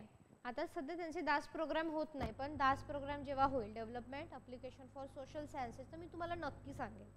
आणि ते त्याचे जे टायमिंग्स आहेत ते खूप फ्लेक्झिबल असतात. म्हणजे आठवड्यातून फक्त 1 दिवस, आठवड्यातून 1 दिवस 1 तासासाठी. तिथे काय होतं की तुम्हाला एक लेक्चर ते हे दाखवलं जातो, व्हिडिओ दाखवला जातो जो हार्डली 10-15 मिनिटांचा असतो. तो व्हिडिओ कसा एक सामाजिक विषयावर असतो. म्हणजे जसं बलात्कार का होतात, कामगारांचे प्रश्न, शेतीचे प्रश्न असेल, बेरोजगारी असेल, what ever it may be. तुम्हाला अच्युत गोडबोले सारख्या व्यक्तींना सुद्धा ऑनलाईन भेटायची, प्रश्न विचारायची तिथून संधी मिळते. तर समजा कधी भविष्यात असेल हा प्रोग्राम, जेव्हा कधी होईल किंवा कोणी घेत असेल तर मी तुम्हाला नक्की सांगेल. आणि म्हणजे फक्त 100 रुपये फी आहे ह्या कोर्सची. ठीक आहे. आणि तुम्हाला ते सर्टिफिकेट सुद्धा देतात. आणि खूप मोठ्या मोठ्या लेखकांशी बोलायची, भेटायची संधी मिळते. जेव्हा संमेलनं वगैरे होतात तर त्या संमेलनामध्ये सुद्धा ह्या गोष्टी आपल्याला दिसून येतात. ठीक आहे. कळतंय तुम्हाला? तर बघा आता आपण काय बघणार आहोत याच्यानंतर, मुस्लिम मराठी नाटकं. तर बघा मराठी साहित्य प्रवाहात व इतर साहित्य प्रवाहात नाटक हा जो काही वाङ्मय प्रकार आहे तो मोठ्या प्रमाणात विकसित झाला असला तरीही मुस्लिम साहित्यात नाट्य लेखकांचे प्रमाण जे काही आहे ते कमी आहे. जसं आपण पाहिलं की दलित साहित्यामध्ये सुद्धा काय आहे, नाटकं कमी आहेत ॲज कम्पेअर टू अदर जे काही आहे ते.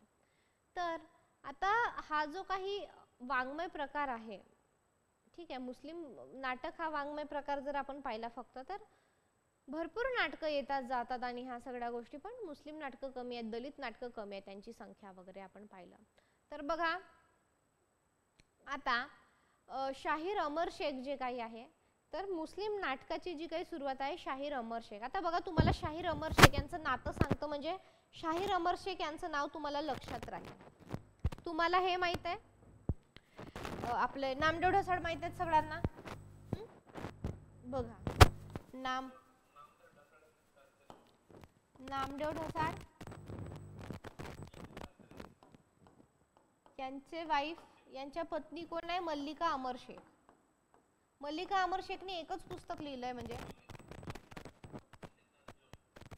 मल्लिका अमर शेख. तर बघा यांचं एकच आत्मचरित्र आहे, ते आपल्याला लक्षातच पाहिजे कारण त्याच्यावर प्रश्न येतो. कोणतं? मला उद्ध्वस्त व्हायचंय.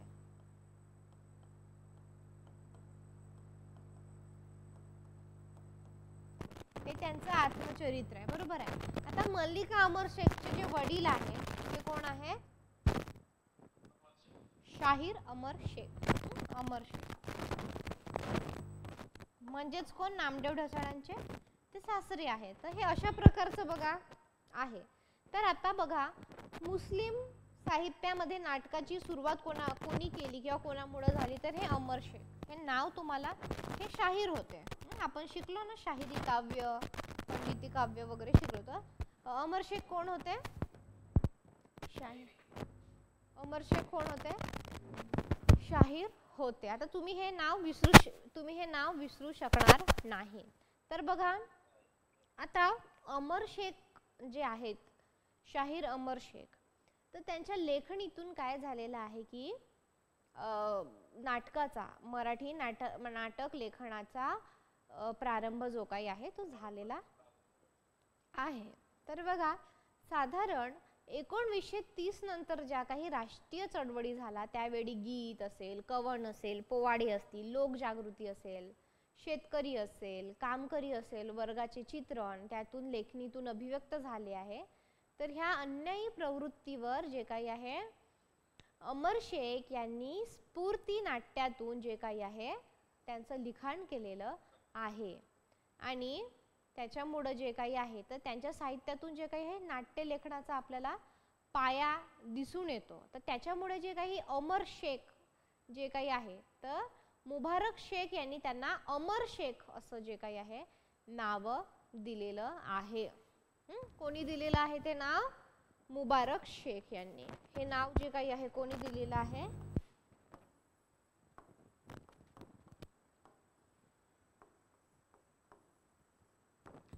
मुबारक शेख यांनी नाव दिलेलं आहे. लिहून घ्यायचंय पटकन. बघा, हे तुम्हाला याच्यासाठी सांगितलं, थोडंसं आपण जर बेस पाहिला, पार्श्वभूमी पाहिली, थोडे नाते पाहिले की लगेच आपल्याला लक्षात राहतं. आता समजा मी आनंद करंदीकर म्हटलं उदाहरणार्थ, तर तुम्हाला लक्षात नाही राहणार. पण मी जर तुम्हाला म्हटलं की विंदांचा मुलगा, विंदा करंदीकर यांचा मुलगा आनंद करंदीकर, तुम्हाला खटकीने लक्षात राहणार. त्याच्यामुळे अभ्यास करताना सुद्धा अशा तुम्ही टिप्स आणि ट्रिक्स लक्षात ठेवायचं की बाबा पार्श्वभूमी काय आहे आपल्याला विचारलेली, किंवा काय आहे, म्हणजे कुठे लिंक करता येईल का, कोणत्या गोष्टीचा कशाशी संबंध आहे, ह्या सगळ्या गोष्टी काय आहे तुम्ही लिंक करायला पाहिजे ते. ठीक आहे, लिहून घ्या पटकन. चला,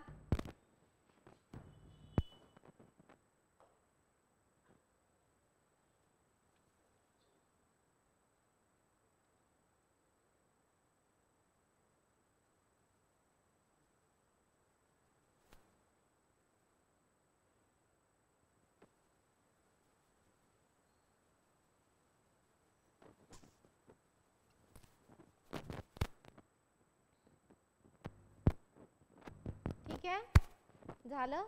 ओके, तर बघा आता अमर शेख यांचं जे काही आहे पहिलं लिखाण किंवा पहिलं नाट्य काय आहे आपलं महत्त्वाचं आहे. काय आहे बघा, कधी पहिलं जे असतं लेखकाचं ते महत्त्वाचं आहे आपल्याला, पहिलं लिखाण साहित्य, कारण ते आपल्याला महत्त्वाचं आहे. अधामधातले बघा कोणी लक्षात ठेवत नाही. आता बघा, चंद्रावर जाणारी पहिली महिला, पहिली व्यक्ती कोण, असंच आपल्याला विचारलं जातं. 10वं कोण, 11वं कोण, 50वं कोण, 35वं कोण असं विचारत नाही. एक तर काय आठवणीत ठेवायचं, पहिलं, दुसरं, तिसरं आणि शेवटचं. संमेलन पण आपल्याला तशाच प्रकारे जे काही आहे ते विचारलेली आहे. ठीक आहे, तर बघा पहिलं नाटक कोणतं होतं अमर शेख यांचं, पहिला बडी. चला लिहून घ्या, पहिले नाटक कोणते होते, पहिला बडी. चला, पहिला बडी, पहिला बडी लिहून घ्यायचंय, पहिला बडी.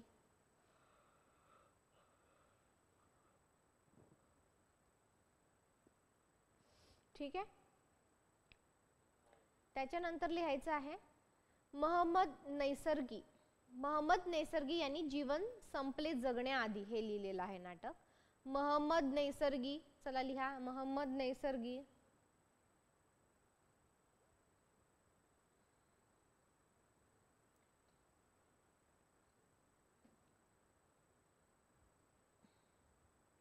महम्मद नैसर्गी, जीवन संपले, जीवन संपले जगण्याआधी, जीवन संपले जगण्याआधी.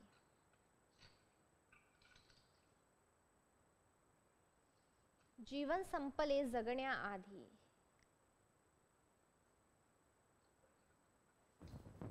ठीक आहे, त्यानंतर लिहा शफायत खान. जे आपल्याला शफायत खान आहेत ते, त्यांनी काय काय लिहिले बघा. आपल्याला बघा साहित्य कृतीमध्ये शोभायात्रा आहे, बरोबर आहे, शोभायात्रा, तर ते सफायत खान, सफाउत खान जे काही आहे, शोभायात्रा ज्यांनी लिहिलेलं आहे ते शफायत खान. शफायत खान, शफायत खान, शोभायात्रा. ठीक आहे, तर त्यांनी कोणतं लिहिलं, शोभायात्रा हे काय एक प्रकारचं नाटक आहे. शोभायात्रा काय आहे, नाटक आहे. तर शफायत खान यांनी काय लिहिलेलं आहे,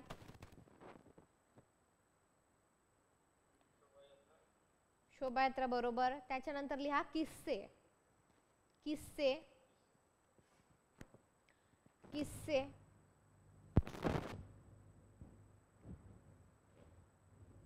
त्यानंतर लिहा भूमितीचा फार्स. भूमितीचा फार्स. भूमिती, भूमिती म्हणजे काय, जॉमेट्री ज्याला आपण म्हणतो, भूमितीचा फार्स असं लिहा.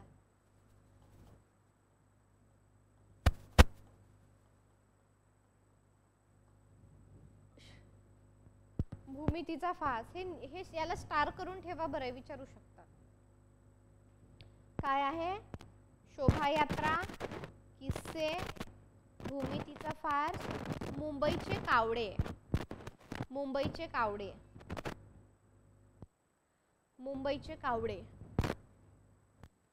शफायत खान, भूमितीचा फार्स, मुंबईचे कावडे, किस्से, शोभायात्रेला स्टार करून ठेवायचे. ठीक आहे. आणि नंतर लिहायचे पोपटपंची. पोपटपंची सुद्धा यांनी लिहिलेला आहे. पोपटपंची.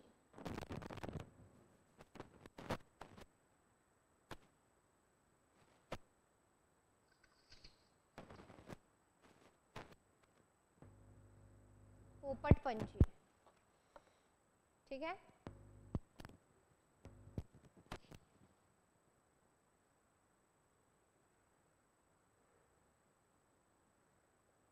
पोपटपंची. ठीक आहे.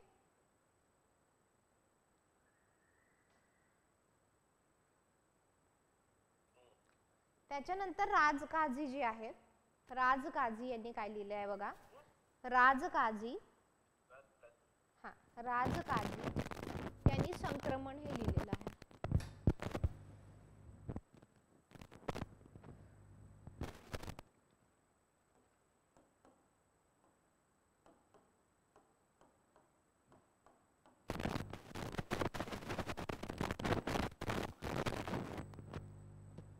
राजकाजी संक्रमण.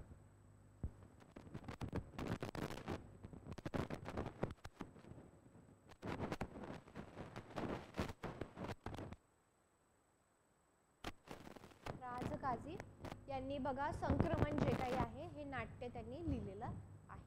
ठीक आहे. संक्रमण म्हणजे नाट्य म्हणजे हा कोणता एक प्रयोग म्हणता येईल आपल्याला, एकांकिका. एकांकिका त्यांनी लिहिलेलं आहे. ठीक आहे. एकांकिका जे आहे त्यांनी लिहिलेलं आहे.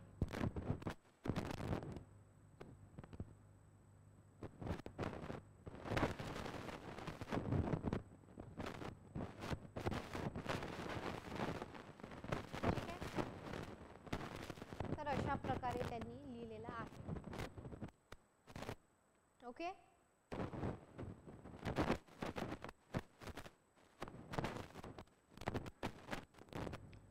तर बघा युम पठाण असेल, काझी असतील, हमीद दलवाई असेल, अमर शेख असतील, मल्लिका अमर शेख असेल. मल्लिका अमर शेख यांचं जे काही आहे ते आपण मुस्लिम साहित्यात पकडत नाही, तर ते स्त्रीवादी साहित्यामध्ये त्याचा आपण उल्लेख करू. ते आपण घेणारच आहोत स्त्रीवादी साहित्यामध्ये. ठीक आहे. तर अशा प्रकारे जे काही आहे आपण मुस्लिम साहित्य पाहिलेलं आहे. ठीक आहे. आता आपण बघूयात की मार्क्सवादी साहित्य. तुम्ही म्हणत असाल की मॅडम सारखं मार्क्सवादी म्हणतात, तर नेमकं काय आहे तर आपण हे डिटेलमध्ये समजून घेऊया. हे अत्यंत महत्त्वाचं आहे. याला स्टार करून ठेवा.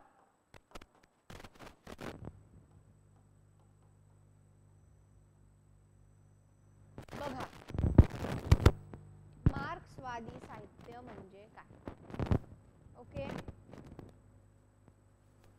आपण ते बघणार आहोत. कळतंय तुम्हाला, समझ रहा है की नाही. मार्क्सवादी साहित्य काय आपण ते बघूया. ठीक आहे. तर बघा मार्क्सवादी साहित्य म्हणजे काय आपण ते बघूया. बघा ही गोष्ट लक्षात ठेवा. बघा मराठी साहित्यावर मार्क्सवादाचा प्रभाव आहे. म्हणजे बरंच जे काही मराठीतलं लिखाण आहे ते मार्क्सवादी साहित्याच्या प्रभावातून आलेलं आहे, प्रभावातून झालेलं आहे असं अभ्यासकांचं म्हणणं आहे. पण आता नेमकं मार्क्सवादी साहित्य म्हणजे काय. आता बघा कार्ल मार्क्स नावाचा एक व्यक्ती होता.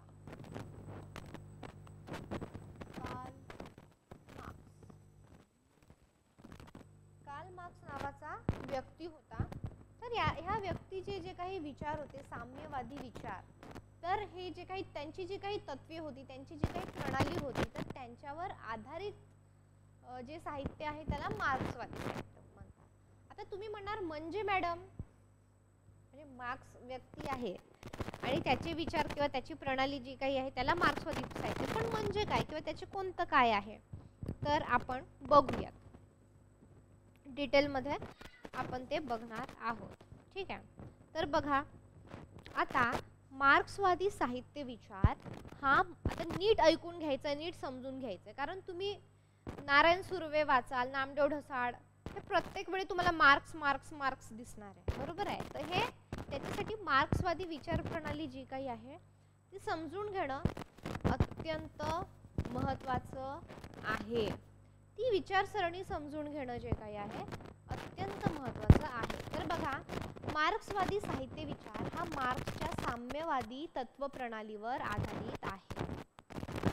आता साम्यवाद ही जी काही संकल्पना आहे ती म्हणजे काय, तर जीवनाच्या जे काही सर्व जे काही आपले अंग आहेत किंवा दृष्टिकोन आहे किंवा घटक आहेत तर त्याच्या शास्त्रीय दृष्टिकोनातून विचार करणारी ही काय आहे, एक प्रणाली आहे.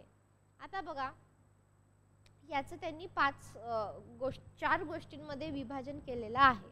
तर काय आहे, पहिलं इंद्रिय, त्याच्यानंतर भौतिकवाद, तिसरं आहे ऐतिहासिक भौतिकवाद, पाया अतिरचना. आपण ते डिटेलमध्ये बघणार आहोत, मी बऱ्याचदा क्लासमध्ये पण सांगितलं आहे. आता मार्क्सच्या मते काय आहे की जे तो जो काही आहे तो एक विश्वाच्या मूळ रूपाबद्दल सुद्धा चर्चा करताना आपल्याला दिसतो की विश्वाची निर्मिती, त्याच्यानंतर त्याचं झालेलं परिवर्तन, ह्या सगळ्या गोष्टी. आता समाजाच्या 2 वर्गातील ताणांमुळे जे काही आहे हा विकास होतो आणि 2 वर्गातील विरोधाची तीव्रता जर वाढली तर त्या समाजाचं काय आहे, नवरूप जे काही आहे ते नवरूप सामोरं येतं. थोडक्यात काय की उत्पादनाची साधने आणि पद्धतीतील बदल, तर याच्यामुळे काय समाज जे काही आहे बदलत असतो. तर बघा, याच्यामध्ये आपल्याला काय महत्त्वाचं आहे, उत्पादनाची साधने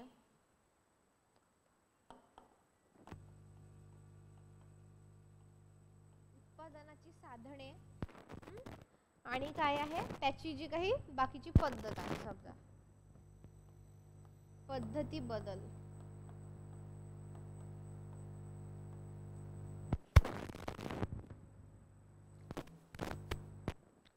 उत्पादनाची साधने आणि पद्धतीत बदल. ठीक आहे. तर बघा, जसं मी तुम्हाला मागं पण लेक्चर्स मध्ये समजावून सांगितलेलं आहे की उत्पादन करणारी किंवा उत्पादनाची जी काही सगळी साधने आहेत ती काय आहे, एकवटलेली आहे काही टक्के लोकांच्या हाताखाली. म्हणजे उदाहरणार्थ आपण घेतलं टाटा, बिर्ला, अंबानी, उदाहरण सांगते फक्त. तर रिलायन्स म्हणजे ते यांच्या अंडरच आहे ना, ते पण यांच्या अंबानीच्या वगैरे. तर म्हणजे उत्पादनाची साधने काय आहे खूप कमी लोकांच्या हातात एकवटलेली आहे आणि हे जे काही बाकीच्या गोष्टी आहेत, मग पद्धती असेल किंवा काय, हे बाकी जनतेला म्हणजे काय की श्रीमंत आणि गरीब यांची जी काही दरी आहे यांच्यामुळे वाढलेली आहे. आणि मार्क्सच्या म्हणण्यानुसार काय आहे, ही जी काही भांडवलशाही अर्थव्यवस्था आहे किंवा खूप कमी लोकांकडे जी काही आहे संपत्ती वाटपाची जी काही साधने आहे, म्हणजे ते तर फक्त उदाहरणं होती, जगभरातलं जर आपण विचार केला तर ते काय आहे खूप कमी लोकांच्या हातात एकवटलेली आहे आणि मग त्याच्यामुळे जे काही गोष्टी येतात ते आहे. तर बघ आता मग काय म्हणतोय मार्क्स की बघा, संस्कृतीचे जे काही प्राचीन किंवा आदिम अवस्था जी काही आहे तर निर्माण होणारा जो काही श्रमप्रधान वर्गहीन समाज होता. म्हणजे आपण प्राचीन काळात गेलो तिथं काही धर्म वर्ग असं नव्हतं. ज्याने त्याचं शिकार करायची, पिकवायचं, उगवायचं, खायचं, बरोबर आहे. त्याच्यानंतर काय खाजगी संपत्ती निर्माण झाली, त्याच्यानंतर काय झाले आर्थिक वर्ग निर्माण झाले. एखाद्याकडे एखादी आर्थिक गोष्टी आल्या किंवा आर्थिक शक्ती आली आणि मग काय झालं की बाबा आता समजा उदाहरणार्थ माझ्याकडे आता समजा सगळी लोक सारखी राहते, बरोबर आहे, शेती करणं, फळे करणं, पण एखाद दिवस एका व्यक्तीला जास्त सुचलं, त्यांनी जास्त कमवलं, पण त्याच्याकडे काय आहे त्याची आर्थिक परिस्थिती त्याच्याकडे एकवटलेली आहे आणि मग काय झालं ती आर्थिक परिस्थिती एकवटल्यामुळे काय झालेलं आहे वर्ग जे काही आहेत ते निर्माण झाले आणि जमीन मालक, सत्ताधीश, काही जण सरंजानावर, तर उरलेले काय झाले मग शेतमजूर झाले. तेव्हापासून काही गोष्टी चालत आलेल्या आहेत ना. जर आपण प्राचीन काळाचा विचार केला तर हे कोण व्हायचं, काय म्हणू शकतो, वतनदार कोण व्हायचे, जमीनदार कोण व्हायचे किंवा सावकार कोण व्हायचे, ज्यांच्याकडे पैसे आहेत ते, बाकीचे कोण शेतमजूर. तर मग त्याच्यामुळं काय झालेलं आहे की ही जी काही संपत्ती आहे तर ही संपत्ती काय आहे, एक वटलेली आहे. जमीन मालक, सत्ताधीश आणि उरले सुरलेले काय मग शेतमजूर. तर हे काय आहे, भांडवलशाही. नंतर काय, कामगार क्रांती असं सुद्धा मार्क्स म्हणतो. आणि कामगारांच्या जी काही हाती आहे तर सत्ता समाजवादी अवस्थेतील राज्यसत्ता संपुष्टात येतात. साम्यवाद मग स्थापन होतो आणि उत्पादन पद्धतीनुसार जे काही आहे मग सामाजिक वर्ग संबंधाचं स्वरूप जे काही आहे बदलतं. अर्थसंबंधानुसार मग नैतिक असेल, धार्मिक असेल, राजकीय तत्वे असतील, तर असे विचार जे काही आहे ते निर्माण होतात. आणि ह्या सर्वांची प्रतिमा म्हणजे जे काही आहे तर ती जी काही त्या प्रतिमेतून किंवा त्या विचारधारेतून, त्या विचारसरणीतून जे काही निर्माण झालेलं आहे तर ते मार्क्सवादी साहित्य आहे. कळतंय तुम्हाला? आता बघा, भांडवल निर्मिती जी काही आहे तर ही श्रमिकांच्या कामाच्या शोषणातून होते. आता एखादी साखर कारखाना आहे, समजा माझ्या बाजूला साखर कारखाना आहे, तर तो कारखाना कशावर चालतो ना, मशीन वगैरे मांडण्यात आहे. पण प्रत्येकच गोष्ट जी काही आहे तर ती प्रत्येकच गोष्ट हे नाही करू शकत, त्याला काय म्हणू शकतो, प्रत्येक गोष्ट काय मशीन नाही करू शकत ना. तुम्हाला पॅकेजिंगला कुठून तरी माल वाहून आणायचे, काहीतरी करायला लोक तर लागतील ना. म्हणजेच काय की जे काही कामगार आहेत एकंदरीत तर काय आहे, कामगाराच्या शोषणातूनच, कारण तुम्ही हवा त्यांना तेवढा पगार देत नाहीये, तुम्ही तेवढं काम करतात, ती मजूर तुमच्यापेक्षा जास्त काम करते शारीरिक, आणि ह्या ज्या काही सगळ्या गोष्टी आहेत तर असं मार्क्सचं म्हणणं आहे. तर इथे बघा, श्रमिक उत्पादन कोण उत्पादन करतो, इथे श्रमिक उत्पादन करतो. इथे कोण उत्पादन करतो, श्रमिक जो काही आहे तर तो आपल्याला उत्पादन करताना दिसून येतो. मात्र जी काही संपत्ती आहे तर ती संपत्ती काय आहे, भांडवलदाराची होत असल्याने काय होतं, श्रम विभाजन वाढतं. आणि ते श्रम विभाजन वाढल्यामुळं काय होतं की विषमता वाढते, श्रीमंत अधिक श्रीमंत होत जातो आणि काय होतं, गरीब जो काही आहे तो अधिक गरीब होत जातो. कळतं? आता बघा, कामगाराच्या जगण्याचं जे काही साधन आहे ते कोणतं आहे, श्रम. श्रम हेच त्याचं साधन आहे. आणि त्यामुळे काय आहे, माणूस की तो विसरतो आणि त्याच्यामध्ये काय होतं, पशुत्व निर्माण होतं. ठीक आहे, कारण ही विषमता वाढलेली आहे. आणि श्रम करून करून किती करणार ना, मर्यादा पण आहे श्रमाला. समजा उदाहरणार्थ एक व्यक्ती आहे, त्याला शेतावर मजुरी करण्याची किंवा कंपनीत मजुरी करण्याचे समजा दिवसाला 250 रुपये मिळतात आहे, उदाहरणार्थ आपण पकडू. म्हणजे 8-8, 10-10 तास त्यांनी काम केलं की आपण 200 पकडू कॅल्क्युलेशनला, आणि 4 दिवस रविवारची सुट्टी काढली तर समजा 25 दिवस पकडले. 25 दुने किती, 50, 5000 समजा. तर बाकीचे काही इन्कम सोर्सेस पण नाही आहेत समजा, आपण समजा असं विचार केला तर त्याच्यामुळं काय, कार्ल मार्क्स काय म्हणतो की त्याच्यात काय होतं की जगण्यासाठीचं त्याचं साधन जे काही आहे ते हे श्रम असल्यामुळं काय होतं, तो माणूस की विसरतो आणि त्याच्यात काय होतं, पशुत्व निर्माण होतं. आणि तो काय होतो, वस्तुरूप होतो, मूल्यविहीन होतो. आणि परिणामी ही सर्व साधने जे काही आहे ते एका ठराविक वर्गाकडे असल्यामुळं काय, खोटे तत्वज्ञान, खोटे साहित्य यांची निर्मिती होतं. असं मार्क्सच्या विचारसरणीची जी काही आहे समीक्षा आहे.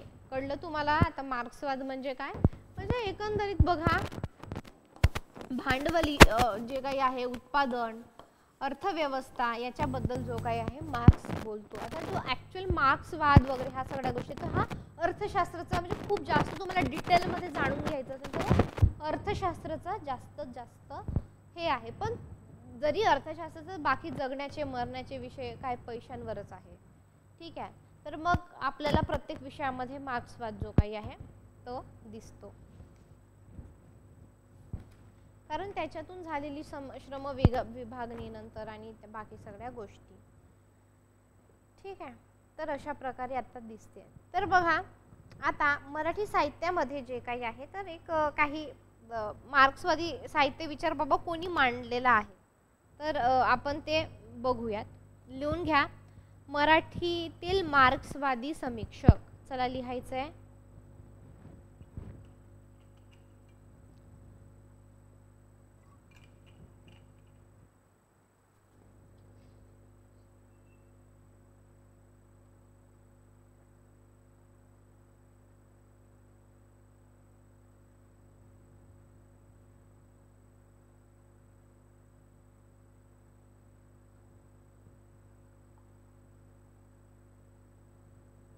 मराठीतील मार्क्सवादी समीक्षक असं आपल्याला लिहायचं आहे.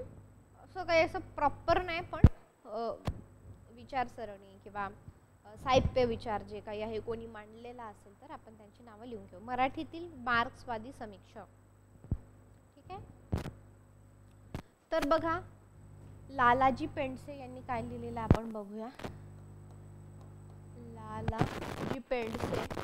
लालजी पेंडसे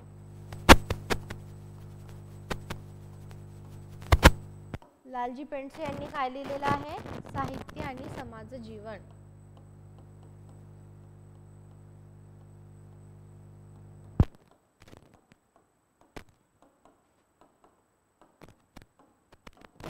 साहित्य आणि समाज जीवन. साहित्य म्हणजे याच्यातून आपल्याला मार्क्सवादी जे काही साहित्य विचार आहेत तर ते साहित्य विचार याच्यातून दिसते. नंतर आता आपण बघूयात की मार्क्सवादी साहित्य विचार कोणी कोणी त्यांच्या साहित्यातून मांडलेले आहेत. लिहा. द का संत. द का संत. भालचंद्र नेमाडे.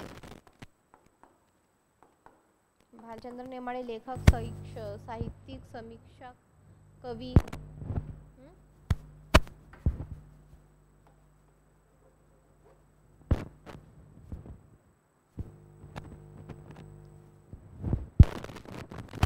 द का संत, भालचंद्र नेमाडे.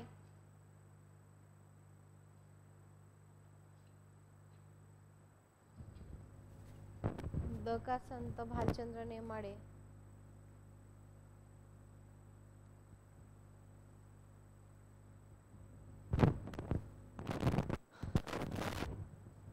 द का संत भालचंद्र नेमाडे. त्यानंतर लिहायचंय ग भा सरदार. ग भा सरदार.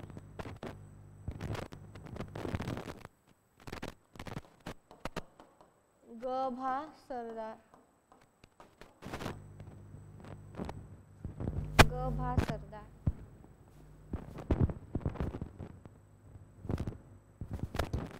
ग भा सरदार. त्यानंतर लिहा सुधीर बेडेकर. सुधीर बेडेकर.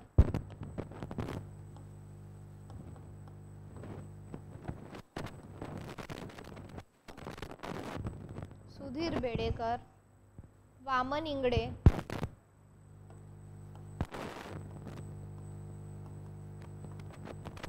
सुधीर बेडेकर, वामन इंगडे.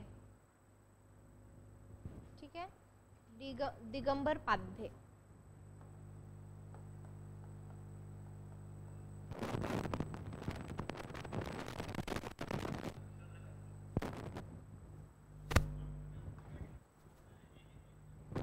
दिगंबर पाध्ये. ठीक आहे. आता बघा मार्क्सवादी साहित्यामध्ये काय फारसं म्हणजे एकंदरीत नेमकं मार्क्सवादी साहित्य काय आणि कोणकोणत्या साहित्यिकांनी हा साहित्य विचार मांडलेला आहे. ठीक आहे. आता यानंतर आपण बघणार आहोत विज्ञान साहित्य. विज्ञान साहित्य. तर मला सांगा बरं कोण कोण आहे मराठीतील जे काही आहे कोण आहेत विज्ञान साहित्यकार किंवा विज्ञान लेखक आपल्याला म्हणतो. सांगा बरं जे सारखे सारखे आपल्याला विचारलेलं आहे तर नावं सांगा. आपण हवं तर हे उद्या बघूयात. नावं सांगा कोणते कोणते नावं आहेत ह्यामध्ये.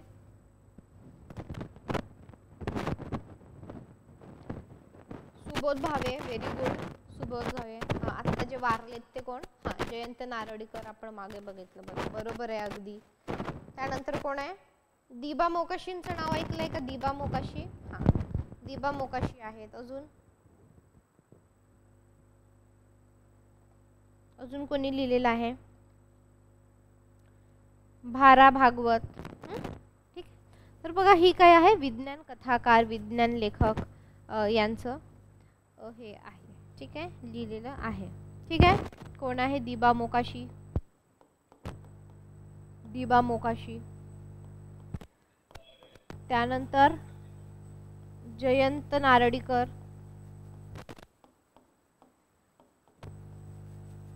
त्यानंतर काय?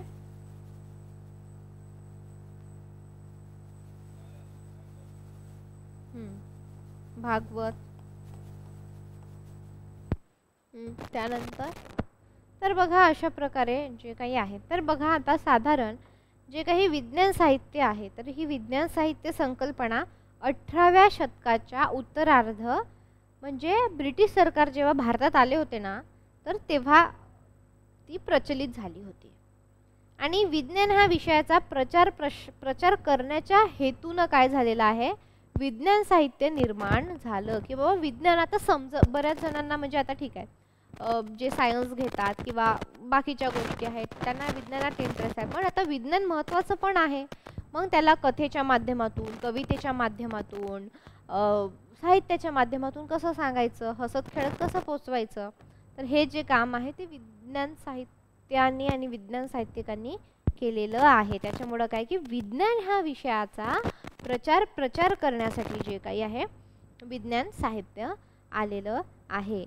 आता जसजशी वैचारिक क्रांती होऊ लागली तसतसं स्वतंत्र ग्रंथ निर्मिती सुद्धा आपल्याला दिसू लागली. तर तेव्हा बघा त्या वेळेला जे काही आहे ज्ञानी मंत्र हे जे काही नियतकालिक होतं, तर हे विज्ञान साहित्य जे काही आहे त्याच्यासाठी निर्माण केलेलं होतं. तर ज्ञानी मंत्र हे सगळ्यांनी लक्षात ठेवायचे, स्टार करून ठेवा त्याला. ज्ञानी मंत्र नियतकालिक.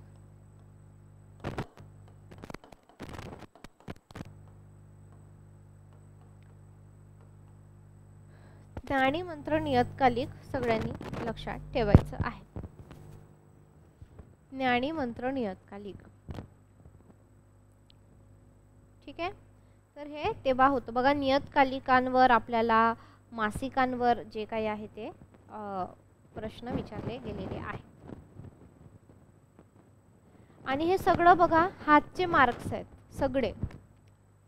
जेवढं पण शिकवलं आहे तेवढं नीट केलं ना तेवढंच तेवढं तर आरामात तुमचं फर्स्ट अटेम्प्टमध्ये होऊन जाणार. आरामात PhD ला नंबर लागेल. आरामात स्टायपेंड सुरू होणार. आणि काय माहीत काही ठिकाणी तुम्ही छान व्यवस्थित अभ्यास केला तुम्हाला खूप कमी वयामध्ये नोकरी लागू शकते छान परमनंटची गोष्ट करते. परमनंट नोकरी तुम्हाला सांगू का, आपण बऱ्याचदा भीतो किंवा आपल्याला भीती असते. तुम्ही कधी असं ऑब्झर्व केलंय का ही भीती का असते म्हणून? कारण आपला अभ्यास झालेला नसतो. अभ्यास झालेला नसल्यामुळं काय असतं, आपण अंडर कॉन्फिडंट असतो, आपल्याला आत्मविश्वास येत नाही. तुम्हाला एक गोष्ट सांगू का, तुम्ही छान अभ्यास केला ना बघा, तुम्ही रोज अभ्यास करा, रोज मी तुम्हाला लिहून देते, तुमचा आत्मविश्वास असा वाढतो. तुम्हाला परीक्षेला जायच्या आधीच माहीत असतं की मी पास होणार आहे. जसं माझंच उदाहरण मी सांगते. नेटची परीक्षा दिली मी, नंतर मी काही सेट नव्हतं दिलं कारण माझ्या मित्रपरिवारांनी मला काही जणांनी सांगितलं होतं की बाबा आता नेट झालं तर सेट कशाला द्यायची ना, म्हणजे सेटपेक्षा नेटवरची परीक्षा मांडली जाते, तर नेट झाल्यावर सेट द्यायची काय गरज आहे ना, ती बाप समजली जाते वगैरे.